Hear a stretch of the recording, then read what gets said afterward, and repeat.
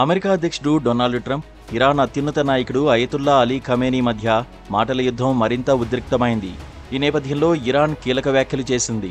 ఇరాన్తో అణు ఒప్పందం కుదుర్చుకోవాలని ట్రంప్ నిజంగా కోరుకుంటే ఖమేనీ పట్ల అసభ్యకరమైన, అగౌరవపరమైన ధోరణిని విడిచిపెట్టాలని ఇరాన్ విదేశాంగ శాఖ ప్రతినిధి స్పష్టం చేశారు. అయితే ఈ వివాదం ట్రంప్ తన ట్రూత్ సోషల్ ప్లాట్ఫామ్లో చేసిన ఒక పోస్ట్తో మరింత ముదిరింది. ఆ పోస్ట్లో ఖమేనీని హత్య నుంచి తానే రక్షించానని, అయినప్పటికీ ఖమేనీ కృతజ్ఞత తెలపలేదని ట్రంప్ రాసుకొచ్చారు.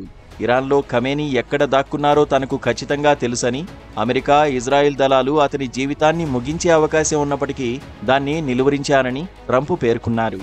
కాగా ఇరాన్లోని 3 కీలక అణు కేంద్రాలపై అమెరికా బాంబులతో దాడి చేయడంతో ఆ దేశ అణు కార్యక్రమానికి తీవ్ర నష్టం వాటిల్లిందని ఆయన పేర్కొన్నారు. అయితే ఇజ్రాయెల్, అమెరికాతో పోరులో ఇరాన్దే విజయమంటూ ఖమేనీ ఒక టీవీ ప్రసంగంలో చేసిన వ్యాఖ్యలకు ప్రతిస్పందనగా ట్రంప్ ఈ వ్యాఖ్యలు చేశారు. కాగా అమెరికా చేసిన దాడుల వల్ల ఇరాన్ అణు కార్యక్రమాన్ని దాదాపు 2 ఏళ్ల పాటు వెనక్కి నెట్టినట్లు నిఘా వర్గాలు అంచనా వేస్తున్నాయి. ఇజ్రాయిల్, అమెరికాతో జరిగిన పోరులో ఇరాన్దే విజయమంటూ ఖమేనీ ప్రకటించారు. ఈ వ్యాఖ్యలు ట్రంప్ను మరింత రెచ్చగొట్టాయి. దీంతో ఆయన తన సోషల్ మీడియా పోస్ట్లో ఈ విమర్శలు చేశారు. ట్రంప్ చేస్తున్న వ్యాఖ్యలు ద్వైపాక్షిక చర్చలకు ఏమాత్రం ఉపయోగపడవని తాజాగా ఇరాన్ విదేశాంగ శాఖ మంత్రి అరాక్చి అన్నారు. ఖమేనీని అగౌరవంగా మాట్లాడారంటూ సీరియస్ అయ్యారు. ట్రంప్కు అణు ఒప్పందం కావాలంటే ఆయన ఇరాన్ అత్యున్నత నాయకుడు ఖమేనీ పట్ల మర్యాదగా మాట్లాడాలని చెప్పారు. అప్పుడే అణు ఒప్పందంపై చర్చలు కొనసాగుతాయని హెచ్చరించారు ఇరాన్ విదేశాంగ శాఖ మంత్రి.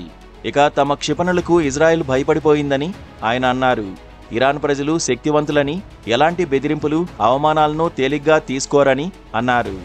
ఇక ఇలాగే తప్పుల మీద తప్పులు చేస్తే మాత్రం ఇరాన్ నిజమైన సామర్థ్యాలను బహిర్గతం చేయడానికి కూడా వెనుకాడదని అగార్చి చెప్పారు. కాగా ఈ పరిస్థితులు మరింత ఆందోళనకు దారితీస్తున్నాయి. ఈ ఉద్రిక్తతను తగ్గించేందుకు చర్చలు జరపాలని ఐక్యరాజ్య సమితి కోరుతూనే ఉంది.